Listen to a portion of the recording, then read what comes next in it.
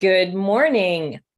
This is Teresa Agresta from CultureTalk. I'm one of the co-founders here, and I'm excited to welcome you to Thursdays with CultureTalk. This morning, you'll see I have two guests, and I'm excited to introduce Michael Cruz and Kristina Mobilia. I'm going to give them a chance to dive in with a little deeper introduction of themselves in just a few minutes after I introduce our topic for today.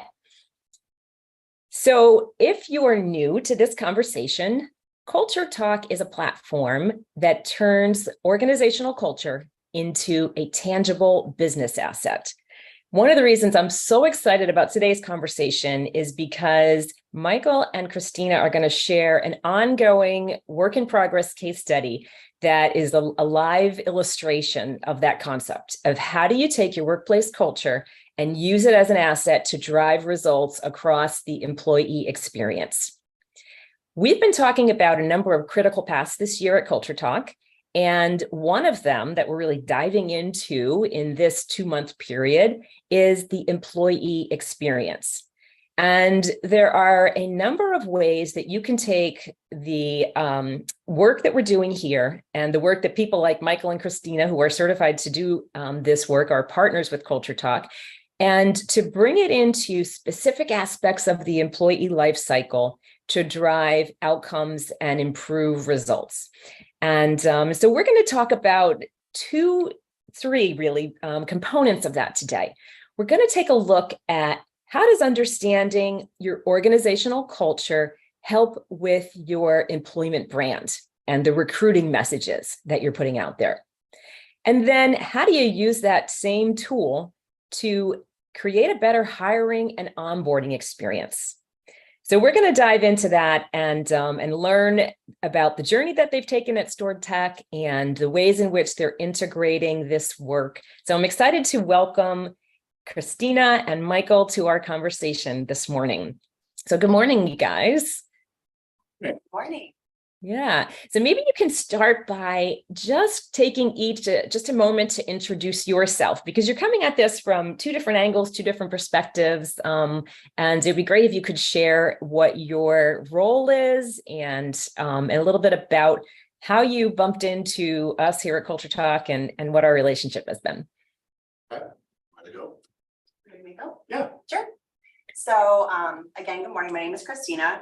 I was recently promoted from the corporate recruiter for StoredTech to the head of people. Now I still manage the recruitment process, so I still handle all that. I just, in addition, get to engage a lot more with the employees, try to make their experience better, see how we can make them happier, focus on retention, and just supporting them in any way that I can.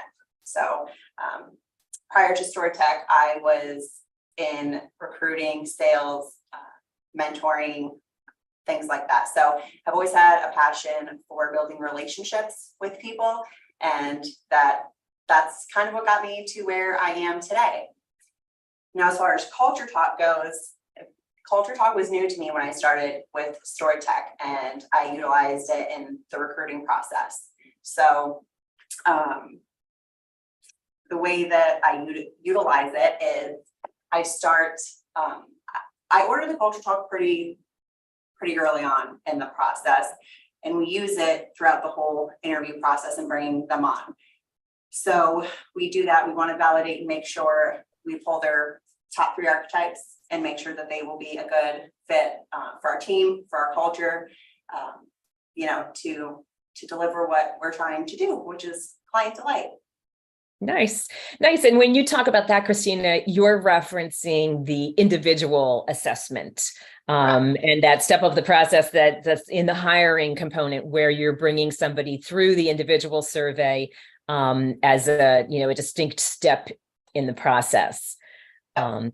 Great. So, Michael, tell us a little bit about your background and. Okay, so I'm Michael Cruz. I work with, I run an organization called Lighthouse Advisors. We're a business strategy consulting company, mostly focused on high growth organizations. And so StoredTech is one of my clients. And I became involved with CultureTalk through the owner of StoredTech, Mark Shaw, who very purposefully over the time that we've worked together has been trying to understand how to drive a positive company culture. And so he engaged with CultureTalk and you. Yeah.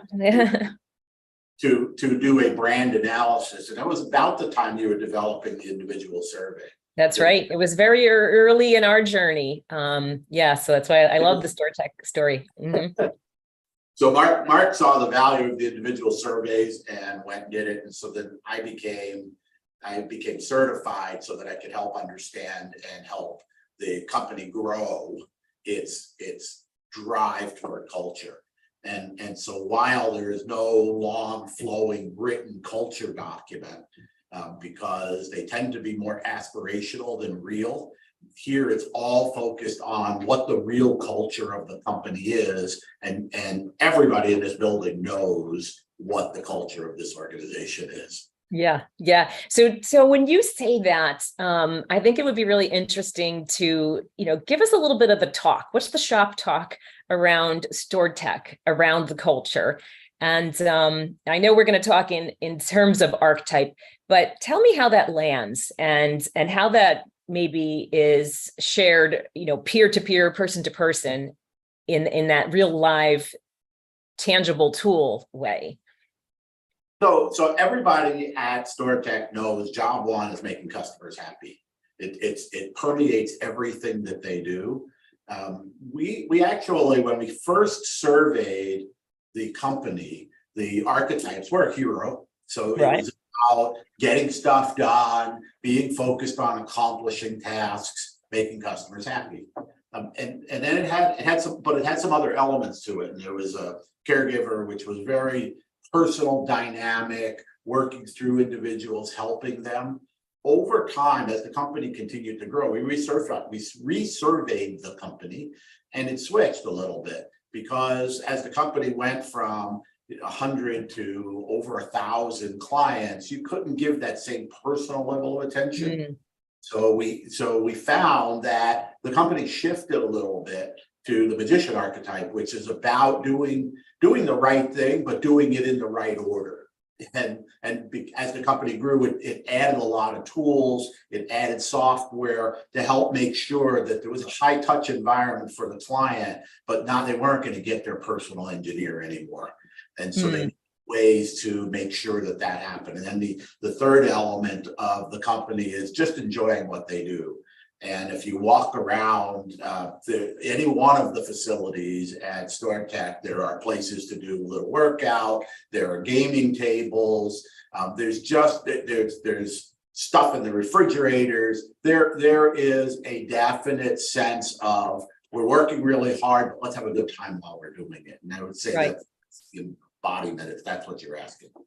Yeah. So, I mean, that's a distinction, right? And when we look at that, and I'd love to hear, Kristina, what your experience is being an employee and that gesture archetype that we're talking about.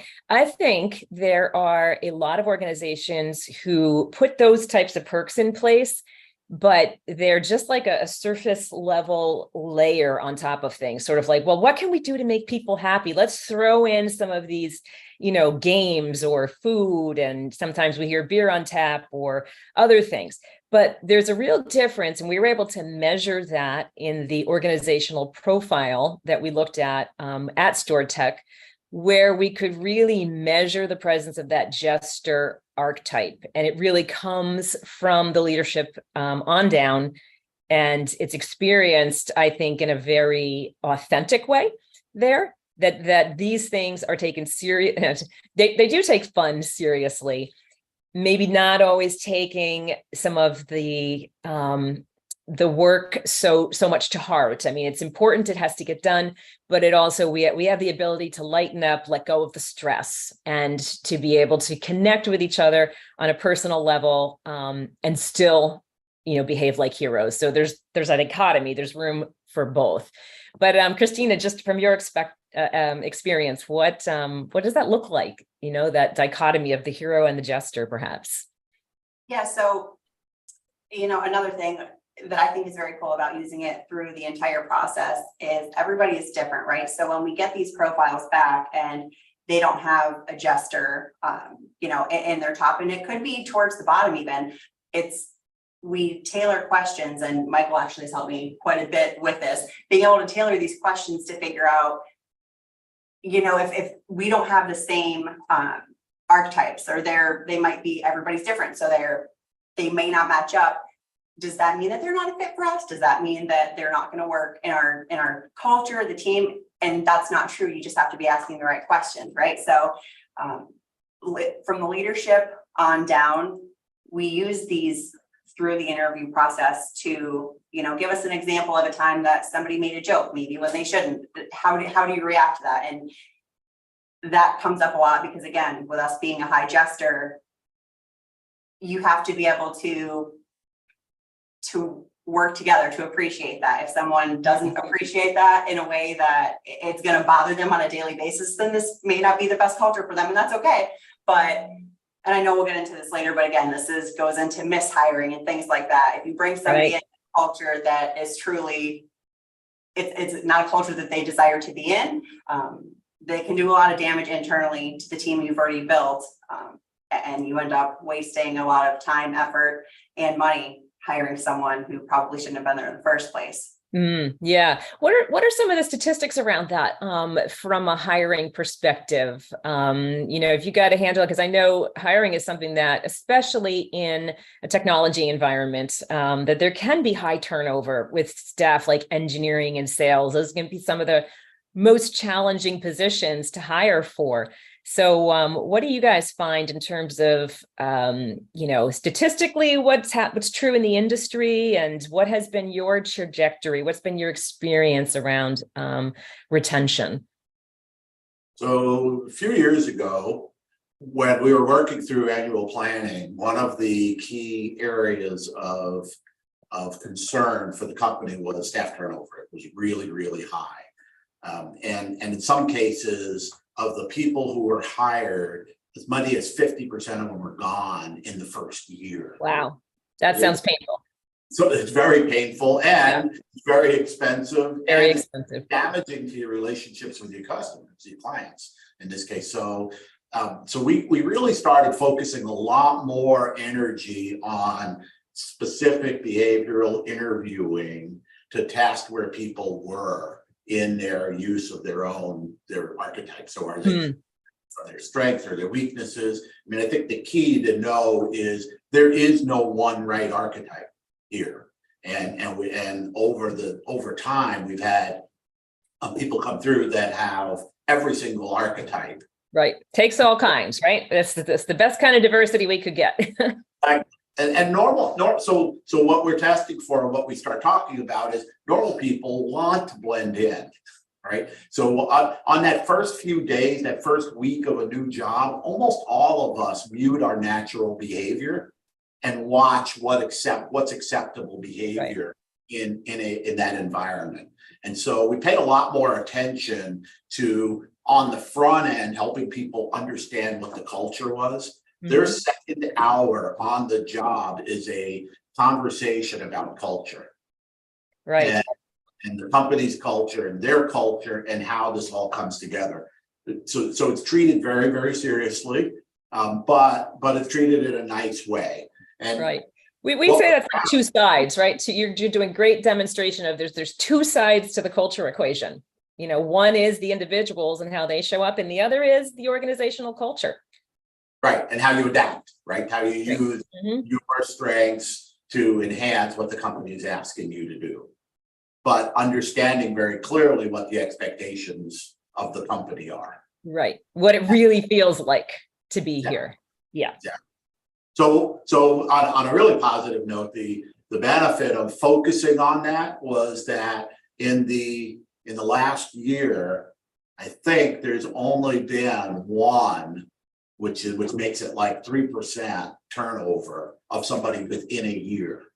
Wow. And almost no the people quitting on their own. So okay. attrition or across yeah. the board. Yeah, the Mhm. positive attrition. I mean, the people feel well about what's going on. They know what's expected, and they know there's opportunities here to keep growing. Wow, that's awesome.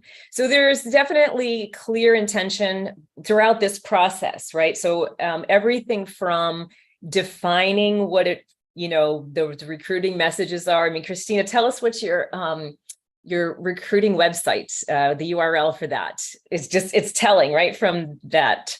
Yep. So Heroes Hired Here is the domain for our recruiting website, and it's where you can go to learn about opportunities we have to apply. But the cool thing about the website is you learn a lot about the team and the culture. It's updated frequently. There's, we have interviews and little snippets from people from each department that shares why they enjoy working here, what we do. There's pictures.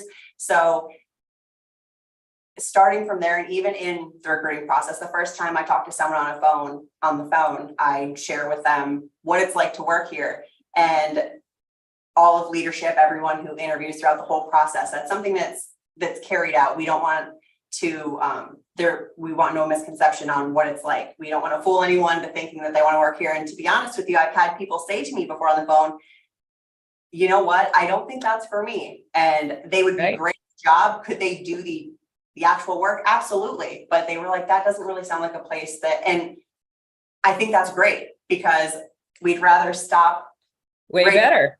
Yeah. this entire process and have them be unhappy. So, yeah, it's definitely, it has helped a ton for sure. Being to identify people who are opting in to the culture as well as the position.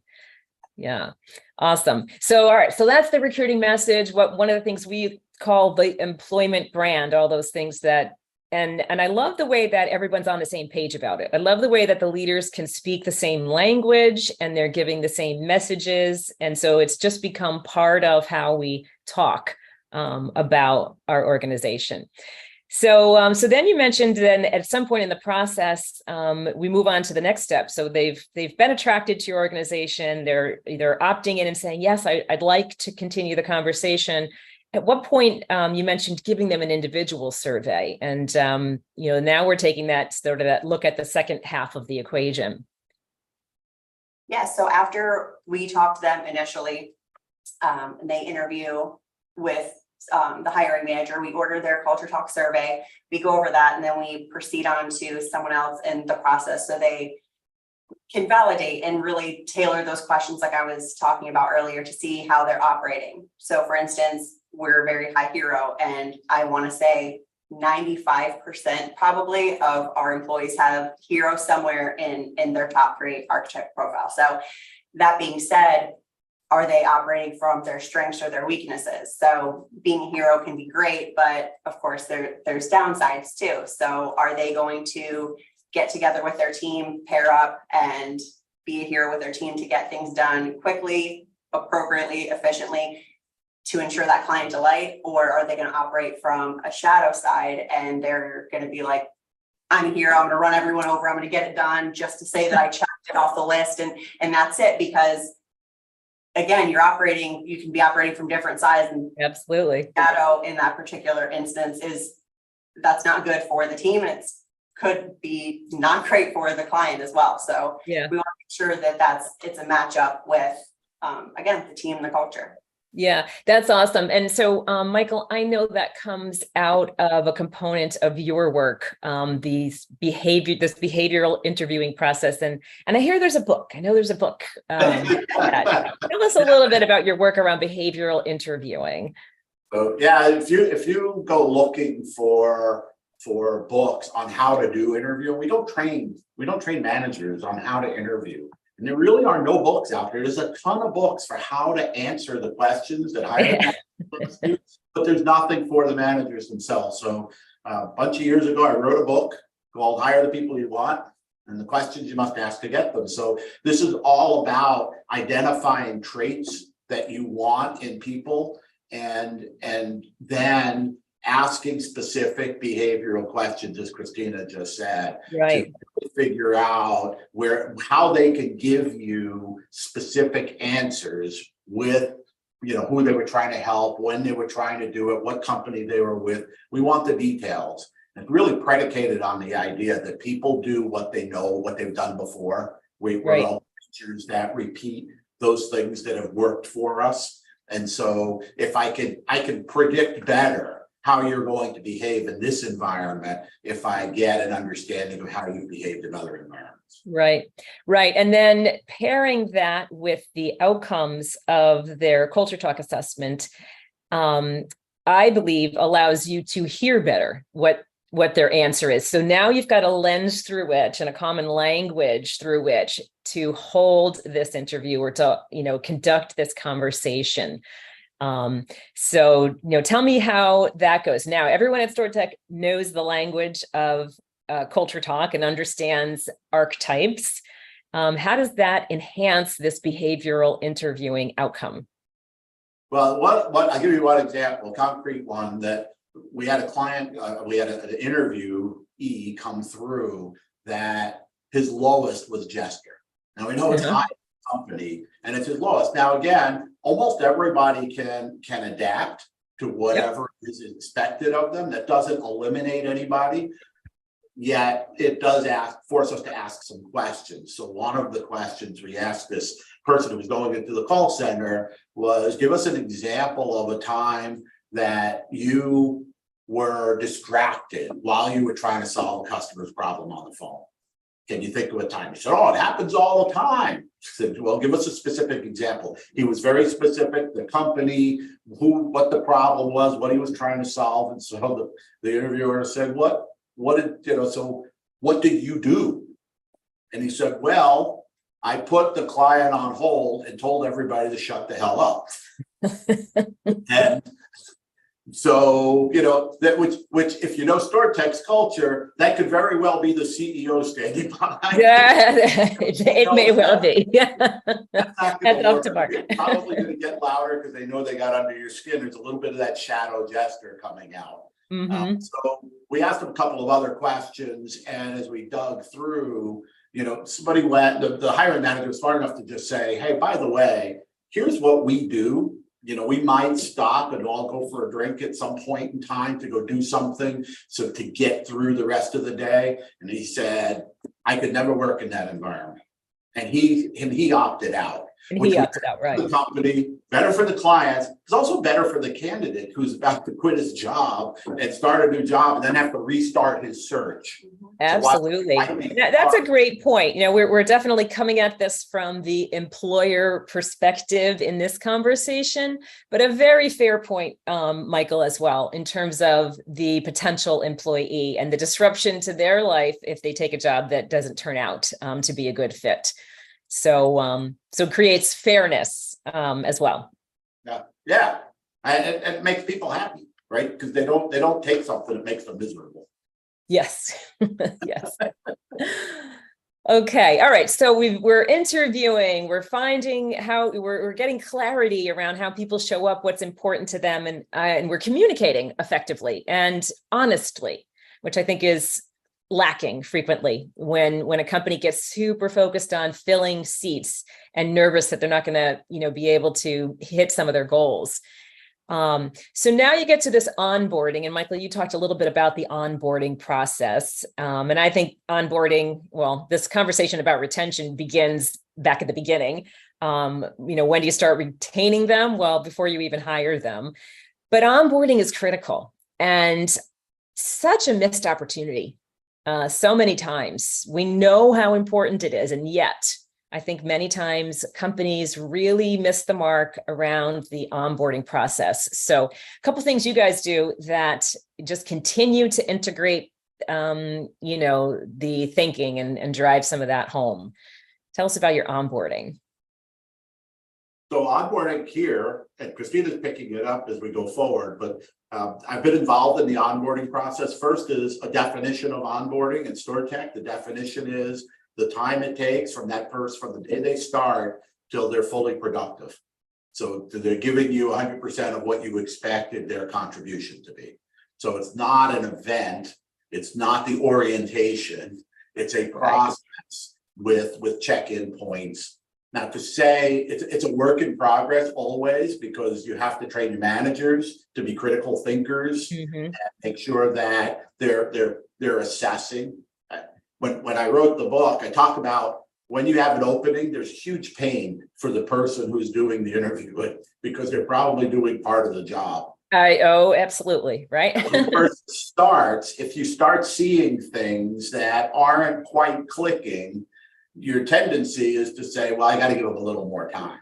And so we're trying to work with managers here to say, no, you don't. You need to correct it right away. And you need to help them understand what's expected. We're doing a much better job, I think, in the last year at really saying, wait a minute, here's what we expect. You're not meeting it, and giving now the new employee an opportunity to correct what was it, what behaviors the manager's seeing that probably don't fit at StoredTech. Right. Yeah, and that is a gift. I often think about, and we use the analogy of, going off to college and being the freshman on campus, and you don't even know what you don't know for probably a year. And you don't know that you're the one that's bumbling around looking like the freshman, standing out and not really fitting in and not understanding how to, connect all the dots and see what's going on for a good bit of time. So I think it's a gift, right? To stop someone quickly and to give them honest feedback, and within the context of a system that allows you to, identify some traits or some practices or habits that are getting in their way, that they may not even recognize. Right. Or they may think it's normal.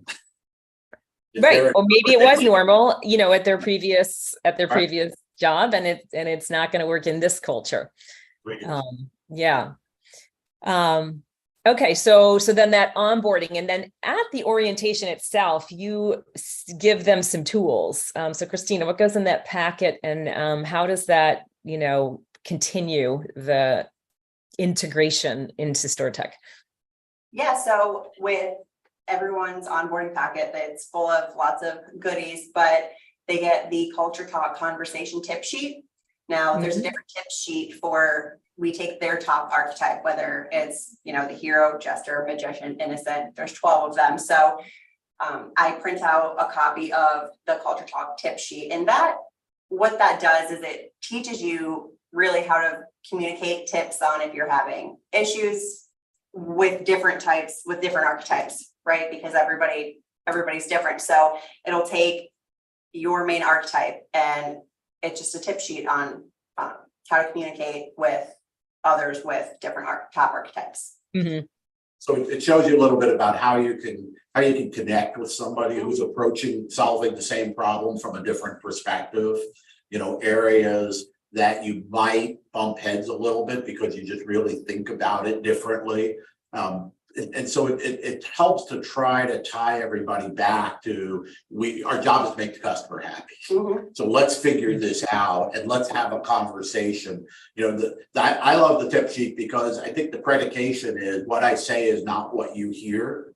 I love the way you say that. Don't always mesh 100%. And so this allows us to get to a mutually agreed way of agreeing on what it is we're trying to do and not so bogged down in the ways we're doing it. And the way it's reinforced in their new hire packs, their nameplate that goes over their workspace has their 3 archetypes. So it's nice. available to anybody coming up to talk to them. And if you're working in another office, it's also on the phone directory. So when I go look up your extension, it's sitting there. And again, it's a reminder that we might, if I'm a high hero and I've got a sage who needs to really understand the details and I just want to get it done fast, we are likely to bump heads if my hero push on the sage to just solve it. Right.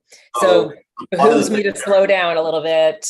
Yeah. And one of the things they're encouraged to do here is think about, say, they're taught, if you're a hero talking to a sage, say, hey, here's what I'm thinking of doing to solve this customer's problem. Can you punch some holes in it for me? Uh-huh. And those are great, like clues, right? That make, say you're the sage, then you're saying, oh, I can relax. You're going to let me do what I need to do to even process your request. I love that tip sheet that you guys came up with. So bravo to you. Very cool. So, what you're referencing, and so we talked about this as part of the onboarding, right? And giving people tools to be successful, not only in the culture, but tools to be successful with each other. It's not sort of part of our hiring onboarding conversation, but there are a number of other components to the system that I know you have also deployed at StoredTech, and that Kristina, who newly joined us most recently this summer through certification, is going to get to dabble in with more frequency now. And just curious if you could share some other ways that you've used the components of the system from a developmental standpoint, developing leaders, or conflict resolution, some of those things that once the team has integrated and understands the language, they're just, so much more prepped for the developmental aspects of working with Archetype. Well, it's interesting because the senior executive team, senior leadership team, they all know it. They breathe it. When we have offsite retreats and we're doing strategic planning and the like, if people retreat to their corners, using the company's gesture, they get called out on it.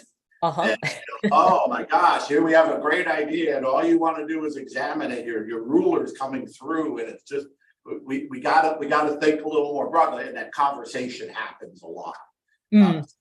So there's a dynamic conversation to people holding each other accountable to trying to find solutions and not retreating to. And then and an ongoing that Kristina is really going to be leading is really helping then that next layer of management understand how to use this for coaching, how to use it to help employees when they're struggling a little bit.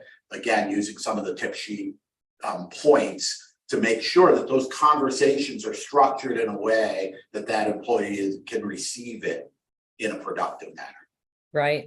Right. And then that is so much a key to the retention conversation. We know, hands down, people don't leave companies, they leave supervisors, they leave their boss. And that front line of management and their ability to navigate the people side of it, those soft skills that we're now looking for, hiring for, and promoting for, are critical. So we'll look forward to hearing, Kristina, how that unfolds as you add it to the next level of management at StoredTech. Anything else that you guys want to add before we wind down here? This has been a really great conversation. I love this live case study aspect of working with you. I do think that it's so embedded, and I guess I tell one more story. But there was a time where the CEO was letting a senior executive leave, or inviting him to leave the organization. And he called me and said, I'm thinking I got to let him go. And so I came in, we talked about it. So why? He said, oh, he's terrible with clients. Employees hate him. He's not recruiting. I'm like, okay, well, those are all pretty good reasons. So I said to the CEO, when are you going to do it? He said, well, I'm gone next week. Then I'm on vacation. Then I got another trip. Probably 4 or 5 weeks. And I said, help me understand why you're letting him go. And CEO got it right away. He looked at me, and he's very high revolutionary, which means once he figures out a course of action, he wants to move very quickly. Yeah, and get her done. He's fighting it and pushing it off. So you got all these problems with this guy. Why are you hanging on to him? And he said, damn you. Damn you.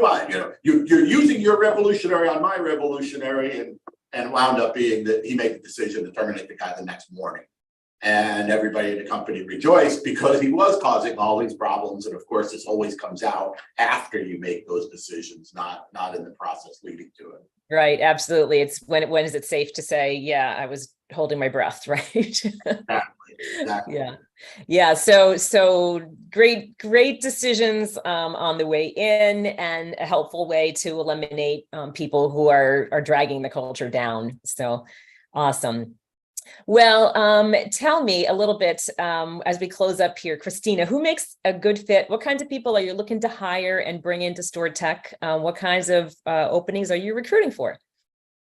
Yeah, so right now we're looking for 1 or 2 level 1 help desk techs in our Queensbury office specifically, because we utilize them to go on site to clients and things like that. What we look for in a candidate is somebody who is very passionate and motivated. So, our catchphrase is your technology, our passion. We believe that when people call into tech support, they shouldn't be dreading it. And I can attest to that. Before here, at other jobs, I would try to fix something that I definitely shouldn't have been trying to fix for an hour, because I'm like, oh my God, I don't want to call tech support. And that's one of the things that sold me on this place. Mark, the CEO, actually used that as an example in my interview, and I'm like, that makes so much sense. I hate calling tech support, but I shouldn't, because that's their job. It's what they do every day. So it's more than the customer service piece. It's, you have to enjoy what you're doing, and the passion to learn more. We're a little bit of a different MSP, managed service provider, than others, because we teach our engineers everything. So nobody's really siloed into just networking or just servers or just troubleshooting or just printers. So you have to be passionate about what you're doing. You have to want to learn, and you want to have a passion to delight people. Be good to the client. Don't pick up and say, yeah, this is Sam, how can I help you today? You've got to really have that energy behind it. And to be honest, you have to have energy to work here, because everybody else is such a high energy. You get lost if you didn't. Awesome. Okay, great description. I'm thinking about applying. Michael, how about you? What kind of clients are the best match for you? How can you support other businesses in doing the kinds of things that you've done for StoredTech? Well, so client-wise, it doesn't matter, because I focus on people, and people are the same across all different industries. Worked in healthcare all the way to tech, to manufacturing and service delivery. So that part's, but people who are trying to grow fast, growth hides a lot of the mistakes that you might be making. And so getting some critical feedback as to what things, a deep understanding of why your organization's behaving that way, and then introducing culture and culture talk as a way to drive your growth in a much more predictable manner is what I do. And if you're interested in the book, it's available on Amazon. Hire the People You Want by Michael Cruz. Very cool. Very cool. I highly recommend the book as well. And I thank you guys both for joining us here today and sharing your experiences and your ideas. If you would like to learn more about deploying the CultureTalk work, if you are a consultant or a coach and somebody who is working with clients on some of these issues, then I invite you to consider becoming certified and becoming a partner with CultureTalk. We have our next cohort. It kicks off on October 31st, and we'll post some information and details in the comments below. So we'd be happy to connect with you, tell you more about that opportunity, and welcome you to the network. Thank you so much for being here with us this morning. And we'll look forward to seeing you in a few weeks on Thursdays with CultureTalk. Bye-bye. Sweet.